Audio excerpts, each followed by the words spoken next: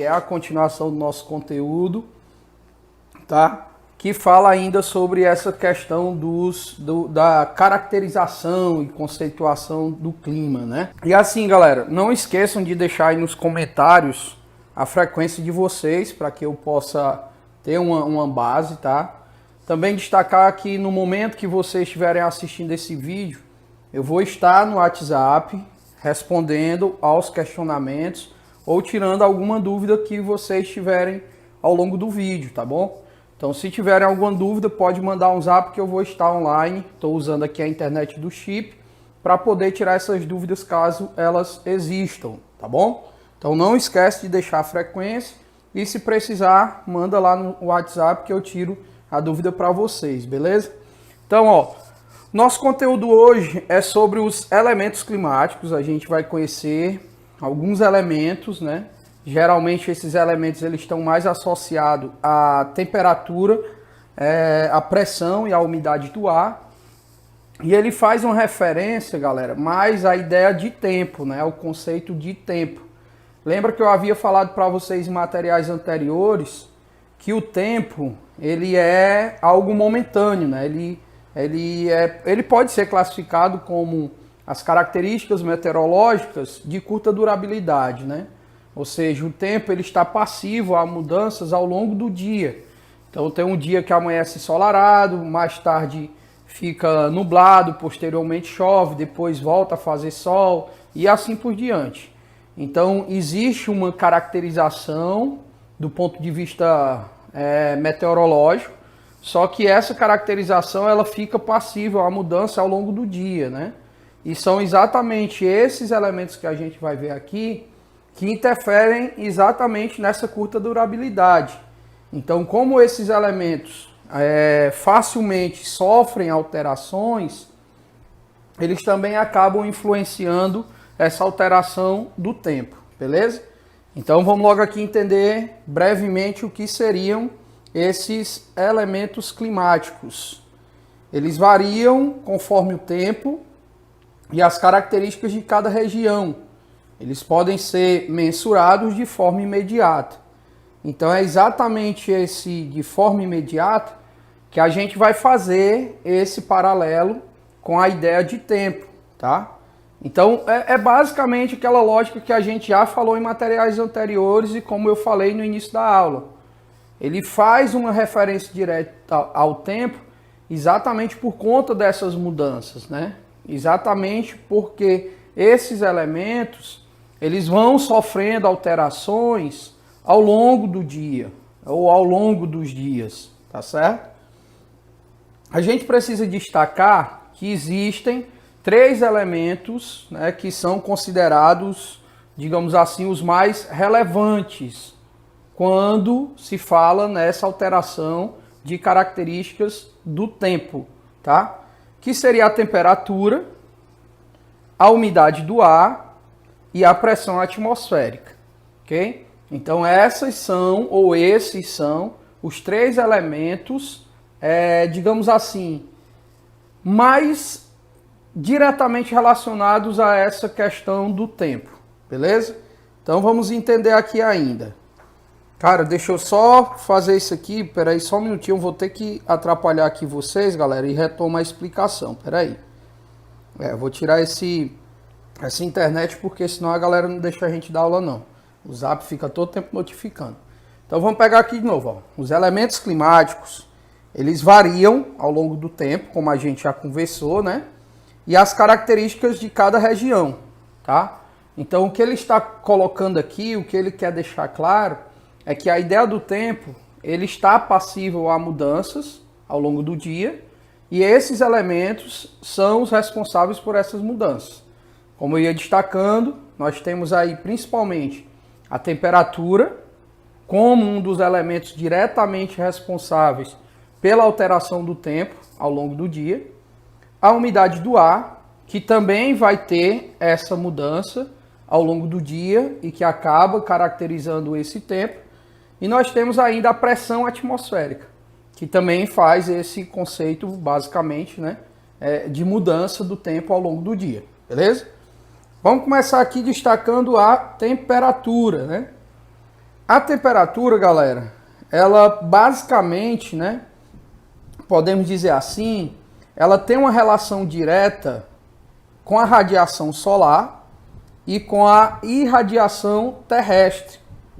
Basicamente, esses são os elementos que acabam alterando a temperatura ao longo do dia. Então, se você analisar, por exemplo, os aplicativos que geralmente nós temos em aparelhos celulares ou no notebook ou em relógios, você consegue ver um cronograma, né? Tipo, a temperatura ela amanhece a mais ou menos 19, 20, 22 graus. À medida que a gente vai se aproximando do meio-dia, ela já passa a apresentar uma temperatura superior aos 30 graus. E à medida que a gente vai entrando pela noite, ela também tem uma tendência a reduzir. Então você percebe que ao longo do dia nós vamos ter picos de temperatura se alternando, né? Ou seja, temperaturas mais baixas e temperaturas mais elevadas. Então por que isso acontece? Acontece exatamente, né? Porque essa temperatura ela é reflexo, né, da quantidade de luz que chega até a superfície, tá? E também reflexo da quantidade de luz que é refletida pela superfície, tá? Os materiais, quando a gente faz uma pesquisa de materiais sobre essa radiação da luz, né, a gente encontra valores bastante diversos. Mas eu gosto de trabalhar com um valor que vale a pena a gente considerar, tá bom? Toda a luz solar, as chamadas raio ultravioleta que chegam ao nosso planeta, eles são concentrados em algumas superfícies, em outras ele é refletido, ok? Então nós costumamos dizer o seguinte, galera, que praticamente 50% da luz que chega ao nosso planeta, ela vai diretamente ao solo. 45% desses 50% fica concentrado no solo. É claro que a gente precisa considerar, e nós vamos falar melhor sobre isso mais na frente, que dependendo do tipo de solo, há uma maior concentração e há também uma menor concentração. Geralmente solos de cores escuras concentram mais calor e solos de cores claras, elas refletem mais essa luz, né? Então ele não concentra, ele reflete. Beleza? Então nós dizemos que 50% vem até o solo, 45% fica concentrada no solo e 5% é refletida. Agora, claro, dependendo do tipo de solo, como eu destaquei, tá certo? A atmosfera fica responsável mais ou menos por concentrar 25% dessas luzes, dessa luz solar, né? Que seria basicamente os gases que absorvem essa radiação. E as nuvens têm um trabalho de reflexo. Nós poderíamos colocar aqui também cerca de 25%. Então entenda bem, ó. 45% fica concentrado no solo, 5% é refletido de volta. 25% ficam na atmosfera e 25% é refletido de volta pelas nuvens. Então seria mais ou menos por aí que funciona essa questão da radiação e da irradiação terrestre, beleza? Então a temperatura ela vai oscilar exatamente devido à quantidade de radiação está sendo concentrada naquele momento, naquele local.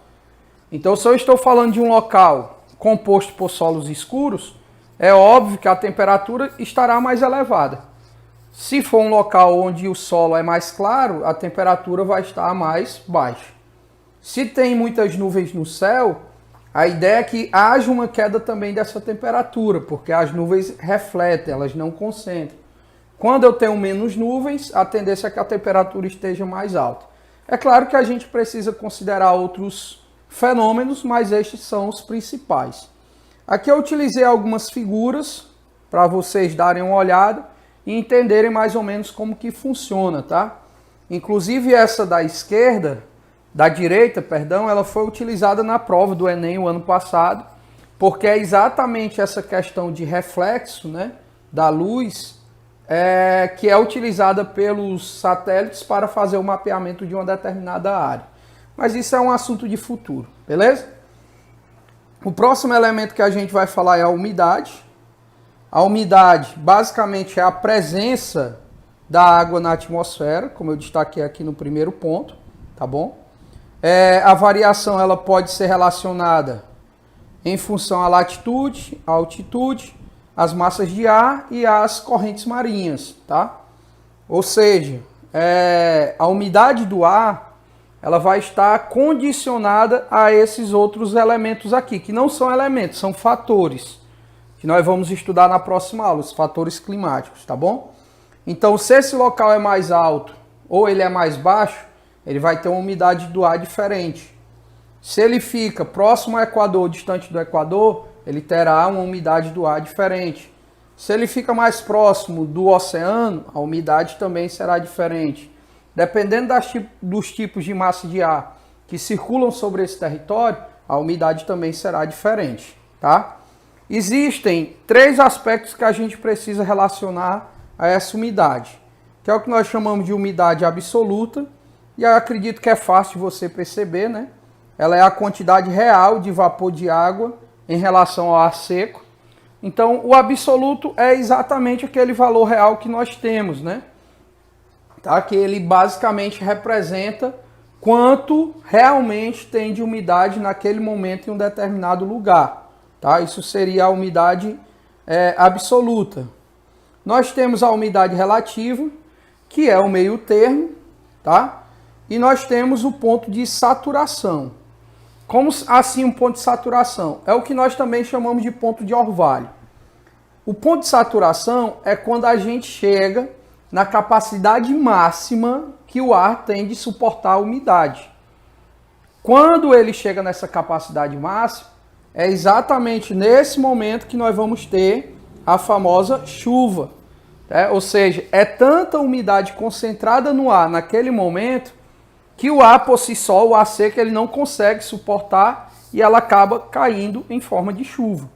Quando as temperaturas estão muito baixas, cai a neve ou cai o granizo, tá certo? Então é basicamente por aí que a gente precisa entender essa umidade do ar. Umidade absoluta. 96% de umidade absoluta em Acaraú. Então nós temos uma possibilidade muito grande de chuva. Porque se ela chegar aos 100%, aí a gente atinge o ponto de saturação, tá? E no caso a umidade relativa, perdão, é exatamente aquele meio termo. É tipo, ela está 45%, então ela é um meio termo, né? Ela é relativa, ela ainda não chegou na totalidade, ela está quase caminhando, tá certo? Seria mais ou menos por aí. E aí essas chuvas, eu coloquei aqui os 3 tipos de chuva que são mais comuns, né? Na verdade são os 3 tipos de chuva que acontecem no nosso planeta, né? Nós temos as chuvas orográficas, que são aquelas chuvas que ocorrem em áreas de relevo alto, tá? Nós temos as chuvas, acho que essa do meio aqui são as chuvas de convecção, as convectivas, né? Que ela ocorre quando há uma massa de ar fria, uma massa de ar quente sobre uma massa de ar fria. Essas duas massas elas começam a se juntar. A massa úmida vai ficando mais leve porque ela perde umidade e começam a subir. E à medida que ela sobe, ela vai liberando a chuva, né? Devido desse encontro de duas massas, úmida e quente. E as frontais é quando elas vêm uma em direção à outra. Então, de um lado direito está vindo a massa fria e do lado esquerdo vem a massa quente. Então, quando elas começarem a se chocar, colidir, essa massa quente vai fazer com que a massa úmida perda essa umidade em forma de chuva, e aí nós chamaremos ela de chuvas frontais. As chuvas do meio aí, da figura do meio, as de convecção, elas são também chamadas de chuvas de verão, porque esse tipo de chuva ele é muito intenso, mas ele é passageiro, ela acontece com uma velocidade maior. Já as chuvas frontais são as chuvas de inverno. Essa colisão, esse encontro de massas, ele se dá mais lentamente e ela é uma chuva mais demorada e de menor intensidade. Beleza? E por último, galera, a gente precisa considerar a pressão atmosférica, tá? A pressão atmosférica é exatamente o peso que o ar exerce sobre a superfície. Então os gases, eles têm uma massa.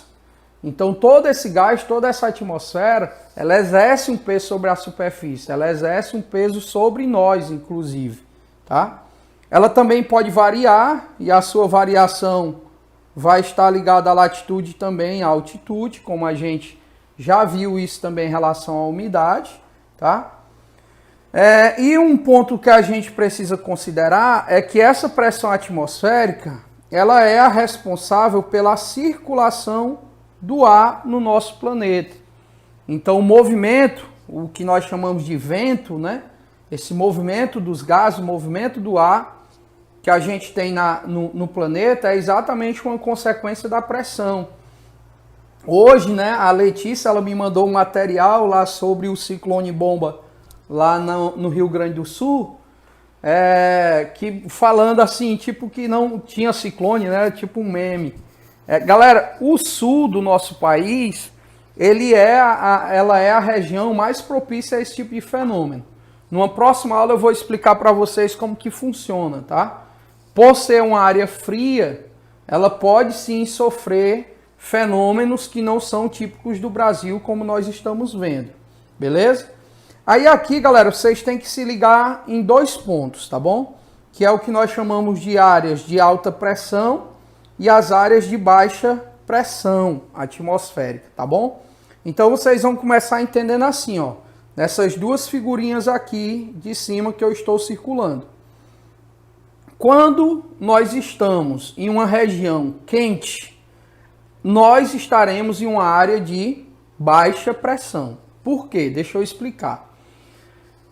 A temperatura elevada, ela faz com que os gases, né, as moléculas desses gases, eles se expandem, tá? Ou seja, eles se separam, como vocês veem aí na figurinha vermelha.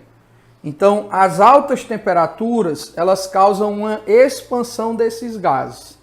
À medida que eles vão expandindo, eles vão se separando, eles vão ficando mais leves, e à medida que ficam mais leves, ele começa a subir, tá certo? Quando ele chega em uma determinada altitude, que a temperatura vai reduzir, vai diminuir, o que é que vai fazer? Esses gases vão começar a condensar, a se contrair, a ficar um próximo do outro. E quando eles ficam próximos, eles começam a descer. Inclusive essa relação, né, de gás expande, fica mais leve e sobe, que formam as áreas que nós chamamos de ciclonais e anticiclonais, beleza? Então entendam, aqui embaixo eu coloquei até um textozinho para vocês, de certa forma, considerarem, tá bom? Tipo assim, ó, quando o ar é aquecido, ele fica mais próximo da superfície, e aí quando ele é aquecido, ele começa a expandir, tá? E essa expansão faz com que esse gás ele suba, tá? À medida que ele vai subindo, ele vai resfriando, e quando ele resfriar, ele começa novamente a descer. E isso vai formar exatamente fenômenos como os ciclones, né? Como os tornados, como os furacões, que é o encontro exatamente dessas massas quentes e frias em áreas, né, de baixa ou alta pressão. Beleza? Então, desde já, muito obrigado pela companhia, muito obrigado pelas considerações. Se tiverem dúvida, mandem aí pelo WhatsApp que eu respondo vocês. Um abraço, um cheiro e até a nossa próxima aula, se Deus quiser. Tchau, tchau.